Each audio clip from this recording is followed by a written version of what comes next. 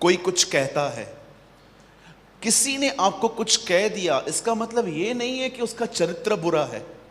हो सकता है उसकी जुबान स्लिप हुई हो सकता है कि वो कहाँ से फ्रस्ट्रेट होके वो आपको वो अपनी परेशानी आप पे निकाल दी है। लेकिन हम क्या कर सकते हैं, हम एक इमेज बना लेते हैं अपने अंदर कि नहीं, ये बंदा ठीक नहीं है।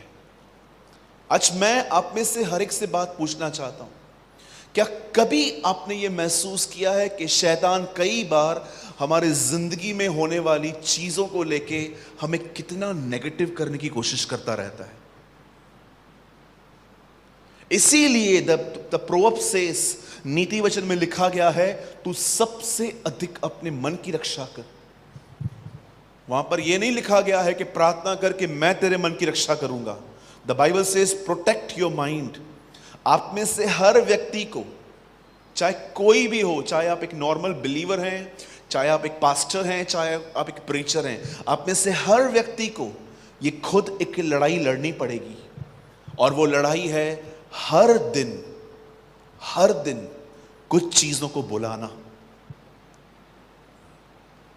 हो सकता है पास्ट में कुछ बैड एक्सपीरियंस हुआ हो, ब्रेकअप हुआ हो आपका, किसी से आप प्यार करते थे, आपको लगा ये प्यार सच्चा है, लेकिन आप चीट हुए। हो सकता है आपकी एंगेजमेंट ब्रेक हुई। हो सकता है जो जॉब आपको मिलनी थी वो आपको जॉब नहीं मिली। हो सकता है कि आपने किसी से कुछ उम्मीद की, किसी की दिन रात सेवा की, लेकिन अब वो आपके साथ खड़े नहीं है। अब जानते, कई बार पास्ट में हुई बातों को हम इतना स्ट्रांगली पकड़ के रखते हैं कि हम बिल्कुल ब्लाइंड से हो जाते हैं। आप में से कितने लोग इस बात को जानते हैं कि अगर नकारात्मक होने का अधिकार बाइबल में किसी के पास था तो वो यूसुफ था। क्या नहीं हुआ उसके साथ? हर जगह से धोखा खाया उसने, हर जगह से।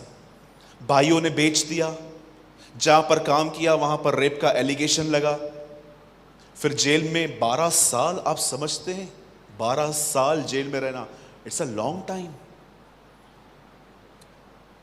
मैं कभी कभी सोचता हूं, प्रभु इतनी लंबी सफरिंग। कभी आपने सोचा दाऊद 13 साल तक अपने ससुर की वजह से जिंदगी बचा के कहां कहां भागता रहा? बाइबल भरी पड़ी है ऐसे लोगों के साथ जिन्होंने अनएक्सपेक्टेड थिंग्स देखी अपने लाइफ में, लेकिन वे कहां ना कहां अपने आप को थामे रहे। आप जानते हैं, जब यूसुफ के भाई यूसुफ से मिलने के लिए आए तो वो उन्हें ये नहीं कहता कि तुमने मेरे साथ जो किया वो मुझे याद है। जानते हो वो उनको क्या कहता है? तुमने नहीं, मुझे यहां पर परमेश्वर ने भेजा था।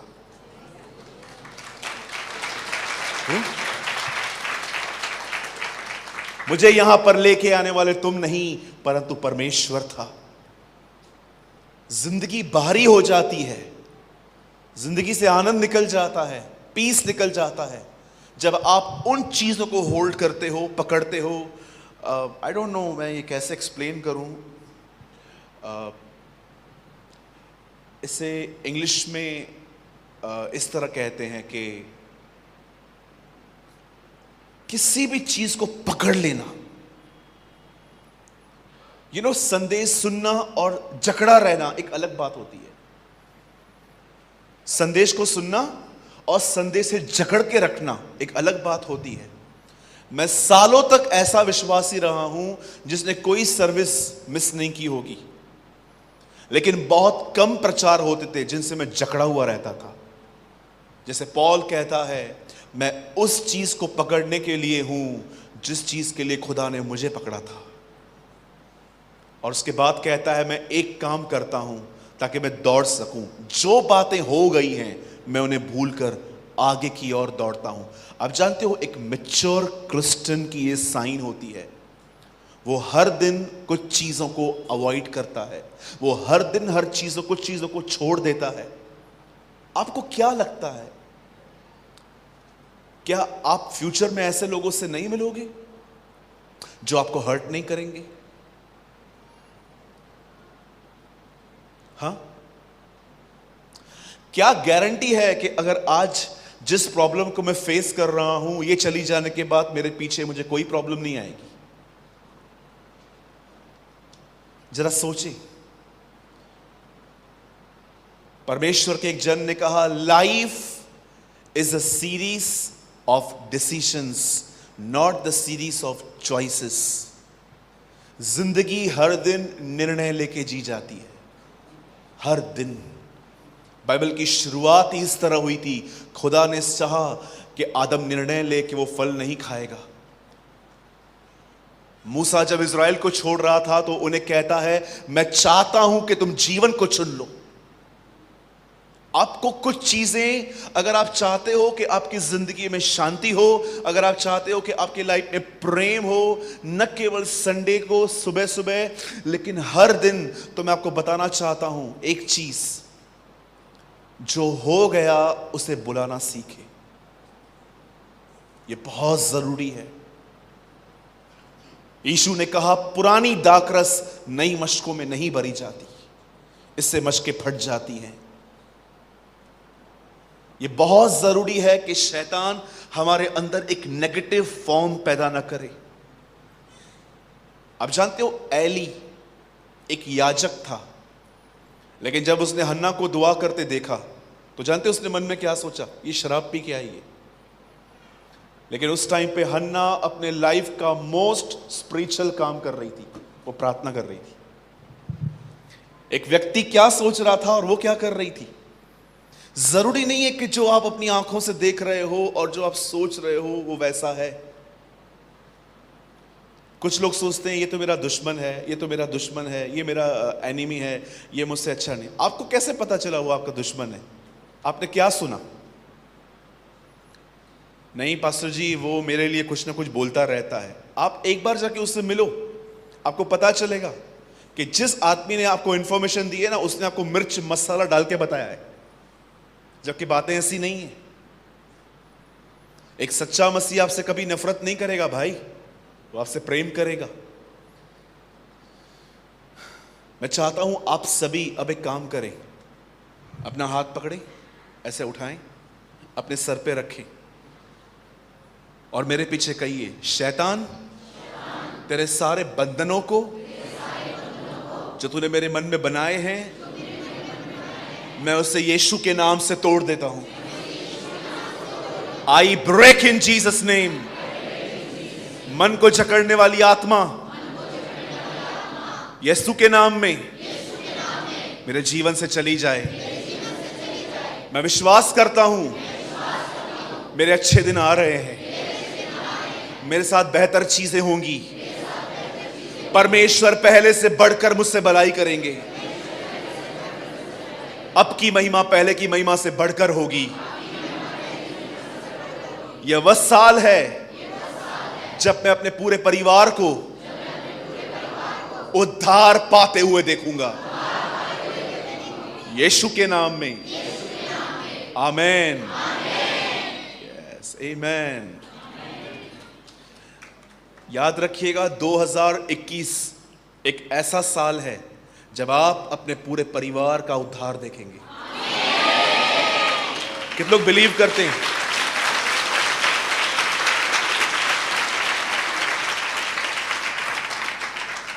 शराब पीने वाले आपके पति आपको बाइबल सिखाएंगे।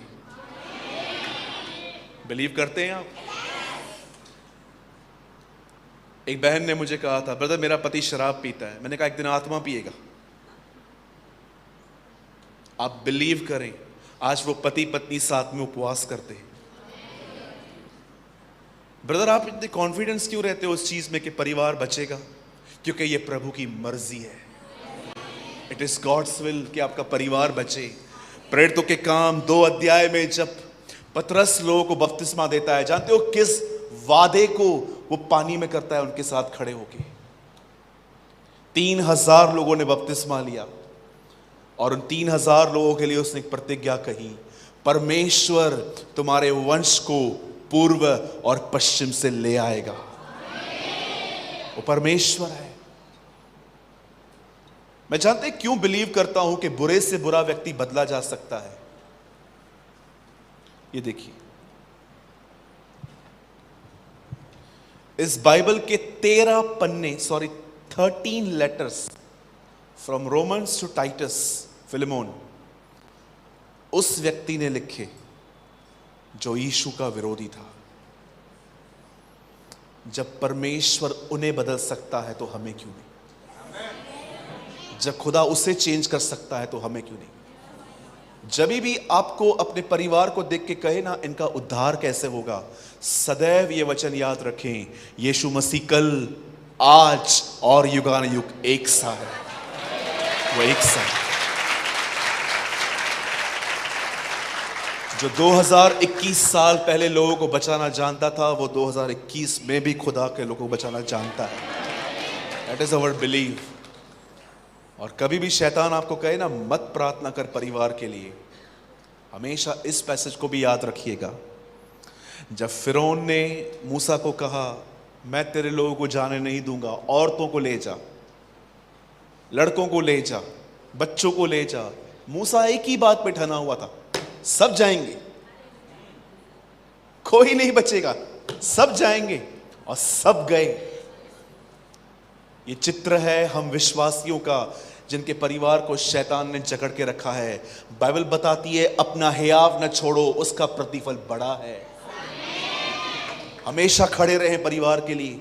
आपका एक लक्ष्य होना चाहिए कि मेरा खानदान, मैं आपको सच कहता हूं, the biggest wish in my life कि प्रेमानीस सेव्ड हो। मेरी सरनेम प्रेमानी है, मैं हमेशा कहता हूं प्रभु प्रेमानीस सेव्ड हो, वो बचाए जाए, वो जाने।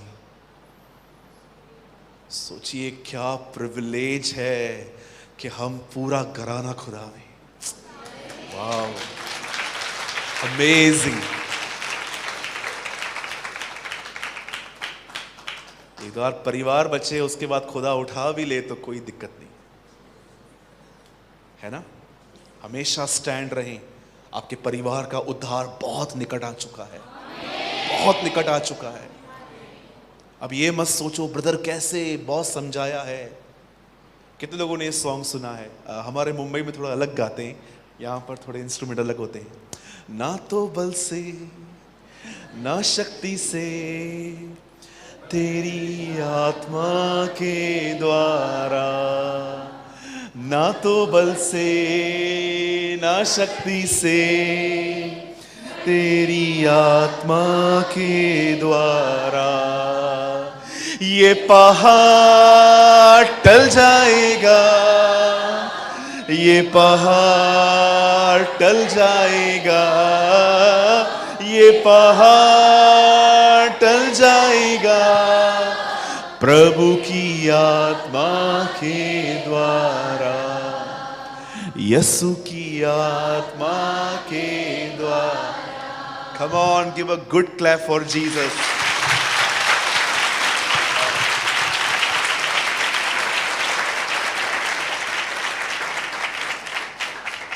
मैं यीशु मसीह के नाम से कहता हूं, इस मीटिंग के बाद, इन दोनों मीटिंग्स के बाद, आप में से बहुत लोग शालोम में आके गवाही देंगे कि आपका परिवार यीशु के प्रति पॉजिटिव हो गया है।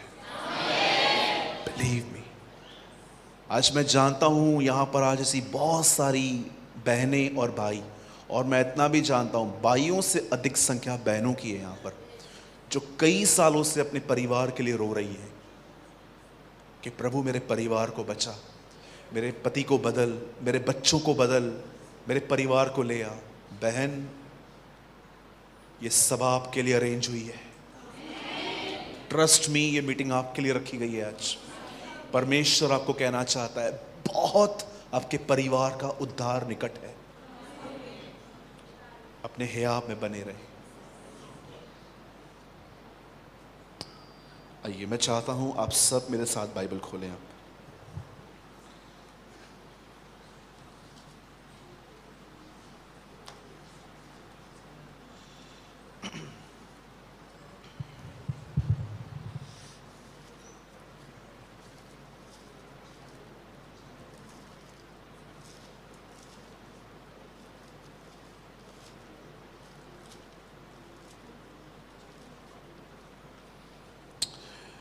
कल किसी ने मुझसे पूछा कि भाई आप प्रोफेसी में बिलीव करते हो? या बिल्कुल, क्योंकि वो बाइबल में है। लेकिन मैं आपको ऑनेस्टली कहता हूं, अगर आप एक बार मेरे ऊपर हाथ रख के कोई प्रोफेसी करोगे, ठीक, ओके, थैंक्स ब्रदर। किसने मुझे कहा कि आप प्रोफेसी में बिलीव करते हो? यस, मैं करता हूं। कई बार परमेश्वर मेरे थ्रू भी प्रोफेसी करता है, लेकिन मैं किसी भी प्रोफेसी को एक बार बोलने पे फॉलो नहीं करता। आई बिलीव कि एक चीज कम से कम 2 या 3 टाइम हो, मुझे कंफर्मेशन चाहिए। द बाइबल सेज हर चीज 2 गवाहों से पक्की हो। इवन परमेश्वर ने भी हमें 2 ऐदनामे दिए हैं, पुराना और नया नियम, कि देखो मैंने तुम्हें बहुत सारी कंफर्मेशन दी है। कई लोग कहते हैं कि ब्रदर आजकल, देखिए मैं आपको बताना चाहता हूं, प्रोफेसी अगर होती है तो उसका मतलब ये नहीं होगा कि आप कुछ भी करो वो फुलफिल होगी। आपको उसके योग्य अनुसार जिंदगी जीनी है। सोचिए, अगर पास्टर सलीम मेरे ऊपर हाथ रख के कहते हैं ब्रदर आप एक आने वाले दिनों में बड़े प्रॉफिट बनने वाले हो, और मैं बोलता हूं आमीन आमीन आमीन 3 बार, और यहां से जाने के बाद कोई बहन जा रही थी और उसकी चोटी खींच रहा हूं, तो क्या ये प्रोफेसी पूरी होगी? या कोई भाई जा रहा है उसके बीच में लात डालता हूं। द बाइबल सेज हर चीज तब पूरी होती है जब एक व्यक्ति यीशु का पीछा करता है। तो कभी भी ये मत सोचिए कि प्रोफेसी नहीं होती है, प्रोफेसी जैसी कोई चीज नहीं होती है। हो सकता है पास्ट में आपका कोई बैड एक्सपीरियंस रहा हो कि किसने आपके ऊपर हाथ रखा, हुआ कुछ भी नहीं, लेकिन जब आप किसी प्रोफेसी को रिसीव करते हैं तो उसके अनुसार जीवन जियो। और मैं आपको एक चीज और बताऊं, बुरा ना माने तो, यिर्मयाह में लिखा है मैं चाहता हूं भविष्यवाणी से अधिक मेरा वचन माना जाए। परमेश्वर उसे नीचे नहीं कर रहा, लेकिन वो आपको समझा रहा है कि एक भविष्यवाणी होने के बाद आपका जीवन भी उस भविष्यवाणी के अनुसार होना चाहिए। ये बहुत जरूरी है। खैर, मेरा ये विषय नहीं है, मैं कुछ और आपको बताना चाहता हूं आज, जो बहुत ही उत्तम है। मैं चाहता हूं आप सब मेरे साथ आज खोलें द बुक ऑफ मार्क, मरकुस की किताब।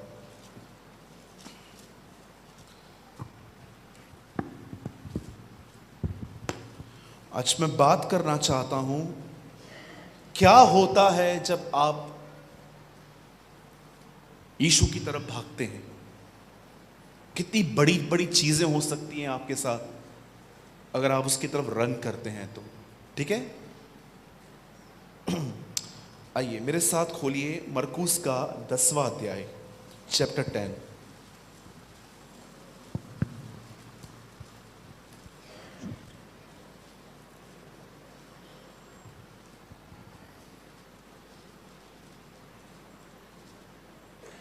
मैं चाहता हूं कोई पढ़िए 10 का 49।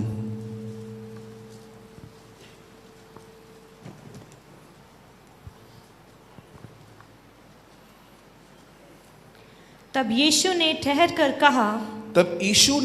कर कहा, उसे बुलाओ। उसे बुलाओ। और लोगों ने उस अंधे कर उससे कहा, ढाढ़स बांध, उठ, वह तुझे बुलाता है। उठ, ढाढ़स बांध, वह तुझे बुला रहा है। आइए मैं चाहता हूं आप सब बाइबल को अपने लैप पे रख दें भले आराम से, और आप सीधे देखें। अब ध्यान दीजिए।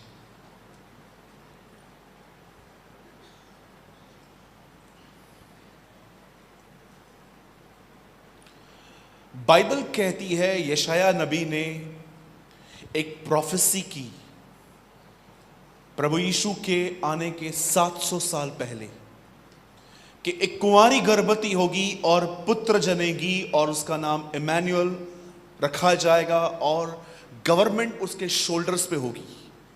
हिंदी में लिखा गया है प्रभुता उसके कांधों पर सवार होगी, लेकिन इंग्लिश बाइबल बताती है कि गवर्नमेंट जो खुदा का राज्य है वो अपने शोल्डर्स पे लेके वो उतरेगा।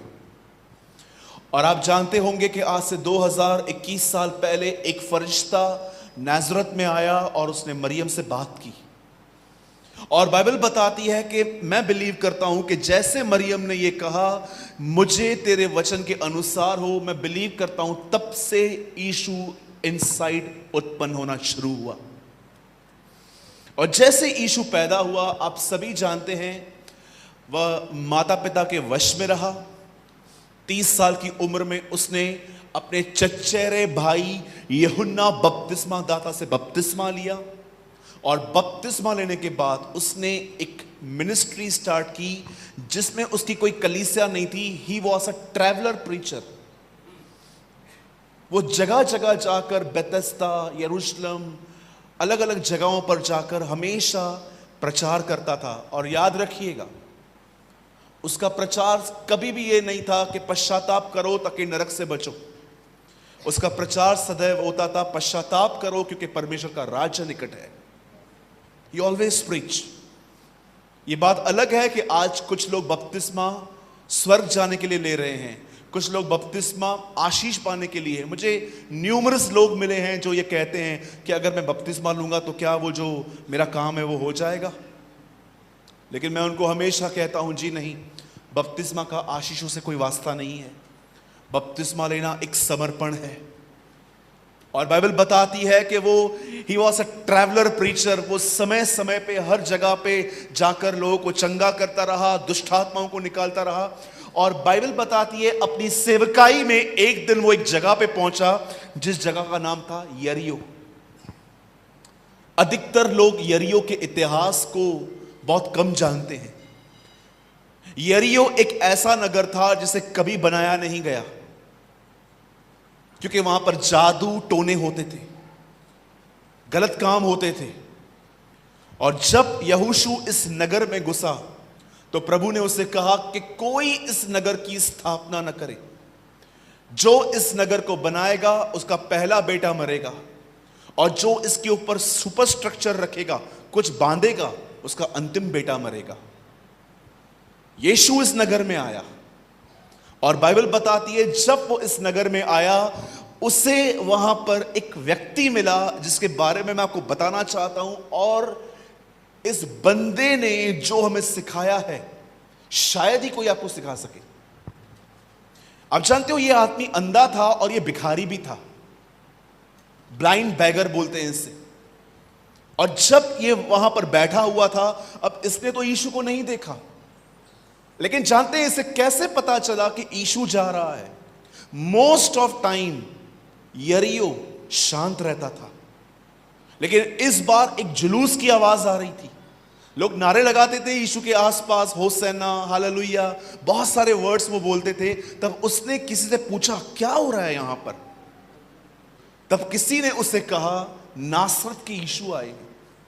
और जैसे उसे पता चला, उसने खड़े होकर जोर से पुकारना स्टार्ट किया और कहा, हे यीशु, दाऊद की संतान, मुझ पर दया कर। आप जानते हो, जब उसने ये कहा कि हे दाऊद की संतान, इट मींस वो कहां न कहां जानता था कि मसीह दाऊद के परिवार से आएगा। आप में से कुछ लोगों का यह सवाल हो सकता है कि यीशु को दाऊद की संतान क्यों कहा जाता है? क्योंकि वो दाऊद के वंश में से आया। इब्राहिम से दाऊद तक 14 पीढ़ी, दाऊद से बेबीलोन तक 14 पीढ़ी, वहां से आने तक मती तक 14 पीढ़ी। यीशु इब्राहिम का 43वीं पीढ़ी है, सदैव याद रखिएगा। जैसे पास्टर सलीम की एक पीढ़ी है, उनका लड़का, उनके बच्चे, इब्राहिम की 43वीं पीढ़ी में यीशु मसीह आए। कई लोग कहते हैं यीशु मसीह तो अभी मैंने कभी सुना नहीं था, अब यीशु का नाम को बहुत सुन रहे हैं। भाई, वो आप पहले से था, आप अब आए हो। पतरस में लिखा है, उसका ज्ञान तो उत्पत्ति से पहले था, पर इस जगत के अंत में तुम पर प्रकट किया गया है। आप जानते हैं, जब इस आदमी ने यीशु के बारे में सुना, यीशु जा रहा है, तब उसने चिल्लाना स्टार्ट किया, हे यीशु, दाऊद की संतान, मुझ पर दया कर। अब वहां पर हुआ क्या देखिए, जब लोगों ने उसकी आवाज सुनी, जब लोगों ने उसकी पुकार सुनी, तो लोगों ने उसे डांटा। और कहा चुप रहे, शांत रहे। आप में से कितनों का यह अनुभव रहा है कि जब आप प्रभु में बढ़ने लगते हो तो कुछ रुकावटें आती हैं?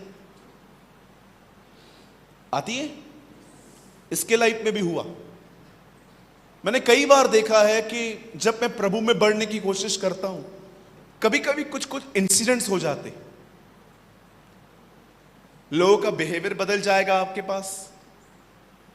कोई विश्वासी कभी कभी आपसे अच्छा बिहेव न करेगा, या कई बार आपके परिवार वाले आपको कहेंगे बहुत इशू इशू करते हो आजकल। हाँ, ये बहुत नॉर्मल है। बोलो बाजू वाले को, ये बड़ी नॉर्मल चीज है। मतलब इस चीज के लिए तो कुछ पूछा ही मत करो कि ब्रदर मैं बढ़ने की कोशिश करती हूं, मुझे बढ़ने देते नहीं है। ये बड़ी नॉर्मल चीज है, ये होगा। याद रखिए, जब लोग आपको सताएं तो मोस्ट ऑफ टाइम ये साइन है कि आप बढ़ रहे हो। याद रखिए।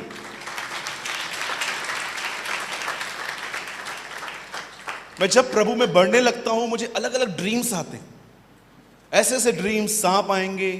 एक पास्टर जी आए मेरे सामने, उन्होंने बोला आपके ऊपर मैं सांप देख रहा हूं। तो मैंने बोला भगाना उसको। सिर्फ बताने से क्या होगा, उसको भगा? नहीं, आपको खुद भगाना पड़ेगा। मैंने कहा ठीक है भाई। आप जानते हैं, कई बार आप प्रभु में बढ़ोगे, आपको दर्शन आएंगे, अलग अलग दर्शन, सपने आएंगे। कभी कभी आपको ऐसे सपने आएंगे जिससे आपका कोई वास्ता भी नहीं है। मरा हुआ ताया आएगा, चाचा आ जाएंगे, ये आएगा वो आएगा। एक बहन आई हमारे चर्च में, उसने कहा ब्रदर मैं जब भी प्रभु में बढ़ने लगती हूँ मेरा परिवार मेरे खिलाफ हो जाता है, फिर मुझे चर्च के लिए रोका जाता है, ये होता है वो होता है।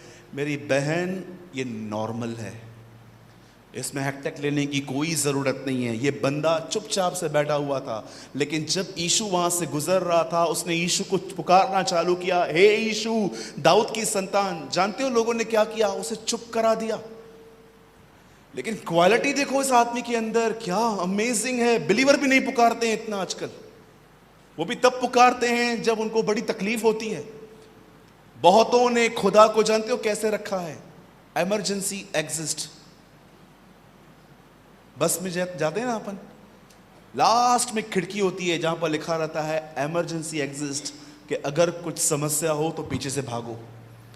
बहुतों ने खुदा को जानते क्या रखा है? Emergency exist. पास्टर जी का नंबर है, लगा दो उसको फोन। पास्टर जी दुआ करना, चलो सो जाओ, जागेगा बैठ के भैया। Emergency exist. बहुतों के लिए खुदा जानते हैं क्या है? अम्ब्रेला। तकलीफ, बारिश आई, खोलो, उसके बाद वो 4-8 महीने आपको मिलनी भी नहीं है। मैंने एक बहुत अच्छी स्टोरी सुनी थी, मैं आपको बताना चाहता हूं, विशेष उन लोगों के लिए जो खुदा को बड़ा कैजुअल लेते हैं। एक आदमी था, बड़ी तकलीफों में था, बहुत गरीबी फेस कर रहा था। उसे किसी ने यीशु के लिए बताया, वो चर्च आ गया, पादरी से मिला।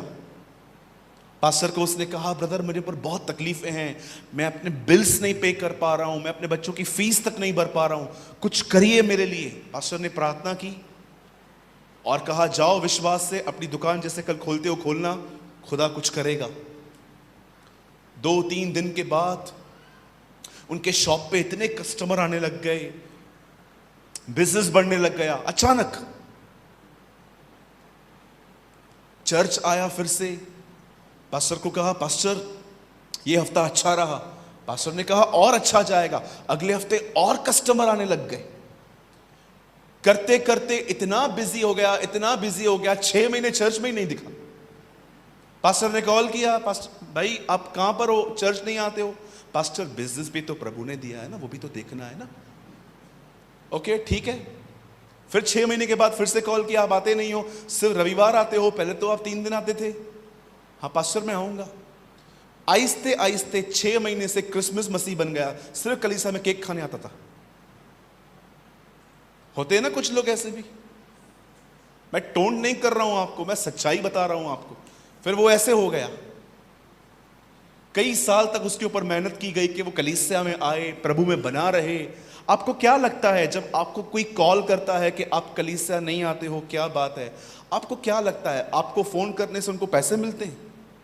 हमारे घर के ऊपर प्रभु थैली बेचता है पैसे की?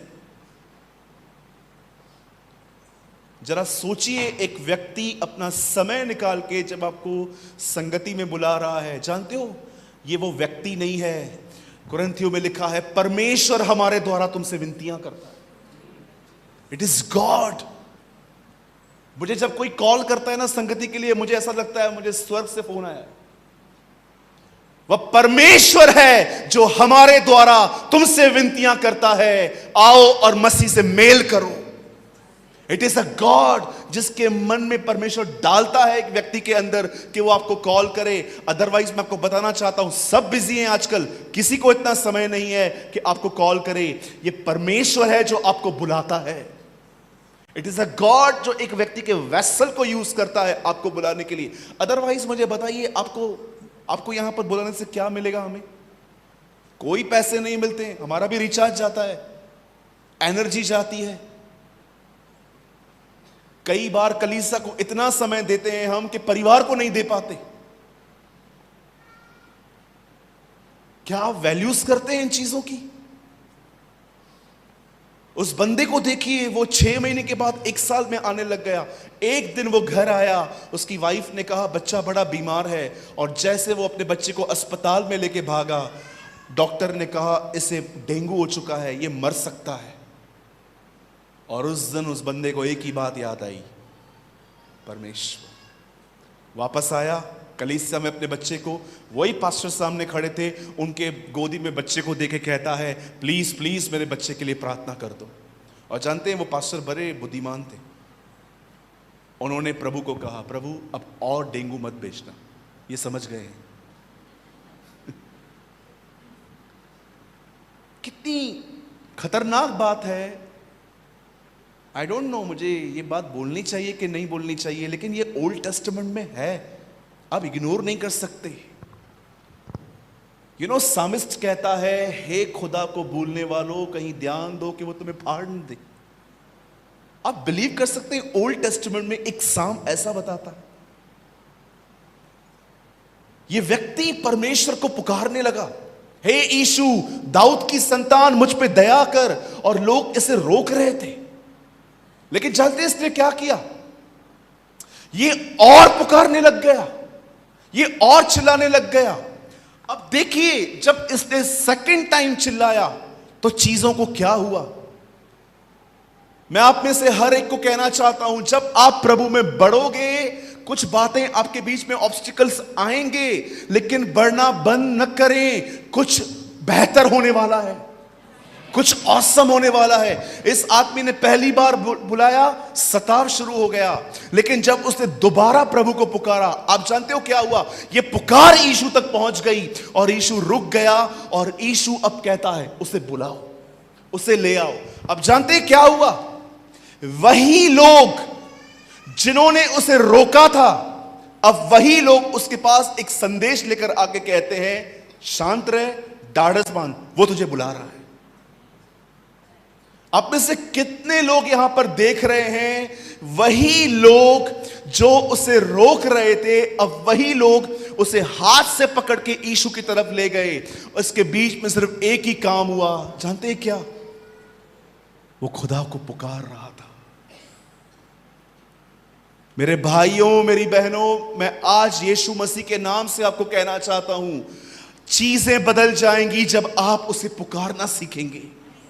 चीजें बदल जाएंगी, सब कुछ बदल जाएगा जिस दिन आपने खुदा को पुकारना। पुकारने का मतलब यह बिल्कुल भी नहीं होता कि आप चिल्लाओ। पुकारने का मतलब यह भी नहीं होता कि आप में जितनी स्ट्रेंथ है आप उसे उतना चीख चीख के पुकारो। जानते हो पुकारने का अर्थ क्या होता है?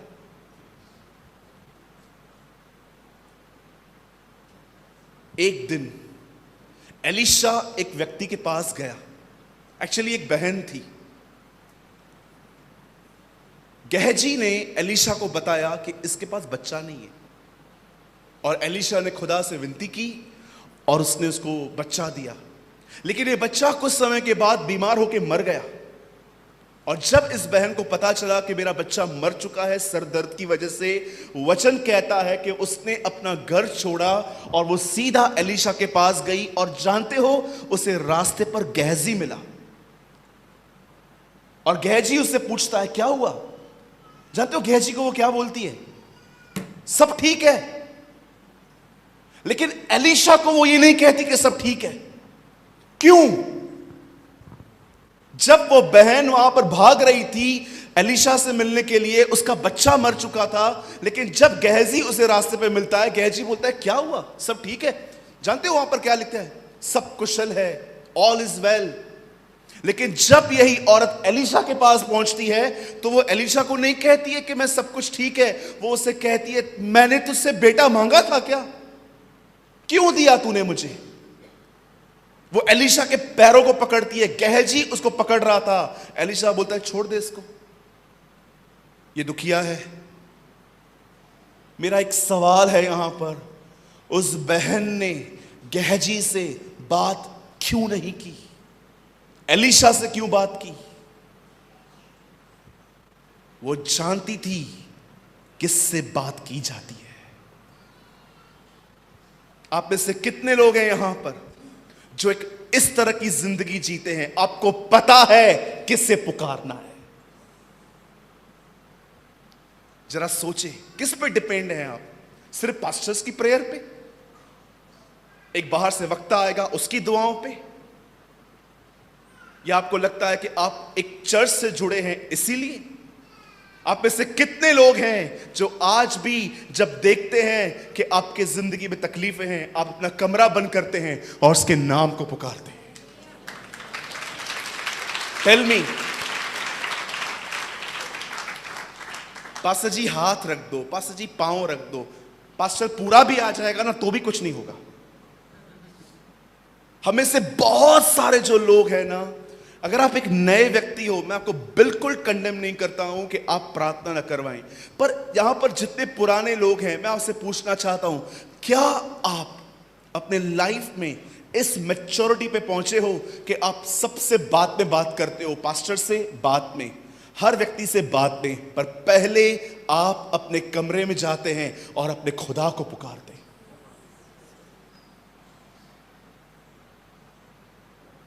वही लोग जो उसको रोक रहे थे, वही लोग उसे आके कहते हैं आ, वो तुझे बुला रहा है। और जैसे यीशु मसीह उसके सामने आए, प्रभु से वो कहता है प्रभु मैं देखना चाहता हूं, और प्रभु ने उसकी आंखें खोली। आप जानते हो इस ब्लाइंड व्यक्ति के लाइफ में सबसे औसम बात क्या हुई? इस व्यक्ति ने आंखें पाने के बाद पहला व्यक्ति यीशु देखा। वाओ!